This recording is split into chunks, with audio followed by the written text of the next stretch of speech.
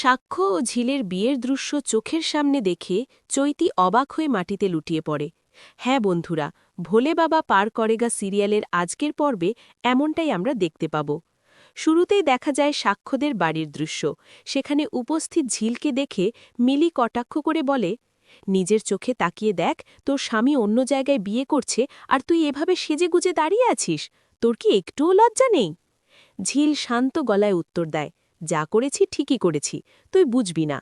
মিলি বলে, আমার বোঝার দরকারও নেই, কিন্তু আমার বর হলে আমি কখনোই ছাড়তাম না, আর যদি সে অন্য কাউকে বিয়ে করত আমি সেই বিয়ে দেখতে আসতাম না। মিনু অবাক হয়ে প্রশ্ন করে, ঝিল এত সাজগোজ করে এখানে এসেছে কেন, আর এত দামি শাড়ি গয়না কে কিনে দিয়েছে? ঝিল স্পষ্ট করে বলে, এগুলো সে নিজে কেনেনি। মিলি তখন তাচ্ছিল্যের শিরে বলে, মানে ঘুষ? ঝিলের বন্ধুরা উত্তেজিত হয়ে চৈতিকে ধাক্কা দিতে চাইলেও ঝিল তাদের থামায়। সে বলে, এখানে কারো একার দোষ নেই, বর যেমন বিয়ে করছে তেমনি অন্য পক্ষও রাজি হয়েছে।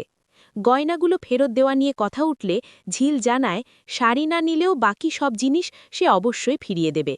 ঝিলের মা প্রশ্ন করে, তাহলে এসব নিয়েছিস কেন? ঝিল মনে মনে ভাবে, মা সব জানে না যে সে নিজেই সাক্ষ্যকে বিয়ে করতে বাধ্য করেছে। অন্যদিকে চৈতি তিথিকে নির্দেশ দেয় ঝিলদের খাওয়া দাওয়া করিয়ে দ্রুত বিদায় করতে, কারণ তারা না গেলে সে বিয়ের আসনে বসতে পারবে না। তিথি চৈতিকে আশ্বস্ত করে বলে, ঝিলের ডিভোর্স হয়ে গেছে, এখন সে কিছু করতে পারবে না। চৈতির বন্ধুরা রেজিস্ট্রি না করার কথা তুললে চৈতি জানায় তারা চেষ্টা করেছিল, কিন্তু সময় লাগত। এরপর ভূম এসে চৈতির প্রশংসা করে, চৈতি ধন্যবাদ জানায়। পরে চৈতির বাবা ঠাকুরদার কাছে গিয়ে জানায় তারা বরকে মণ্ডপে নিয়ে যেতে চান। ঠাকুরদা ঠাকুরমার সম্মতি দেন এবং ঠান্ডার কথা বলে তাড়াতাড়ি বিয়ের কাজ শুরু করতে বলেন। চৈতির বাবা সাক্ষ্যকে মণ্ডপে নিয়ে যেতে চাইলে সেই সময় ঝিলের মা ও বোন চলে যেতে উদ্যত হয়। সাক্ষ্য অনুরোধ করে তারা যেন পুরো বিয়েটা দেখে যায়। চৈতি বিরক্ত হয়ে প্রশ্ন তোলে, সাক্ষ্য কেন বারবার তাদের আটকাচ্ছে? সাক্ষ্য স্পষ্ট জানায়, তার দরকার আছে বলেই সে সবাইকে থাকতে বলছে। এরপর পরিস্থিতি আরও জটিল হয়ে ওঠে। সাক্ষ্য বলে, আসল নাটক এখনও শুরুই হয়নি। পুরোহিতকে সে দ্রুত মন্ত্র পড়তে বলে। হঠাৎ করে সাক্ষ্য ঝিলের দিকে এগিয়ে যায়। চৈতি প্রশ্ন করলে সে বলে তার একটা কাজ আছে।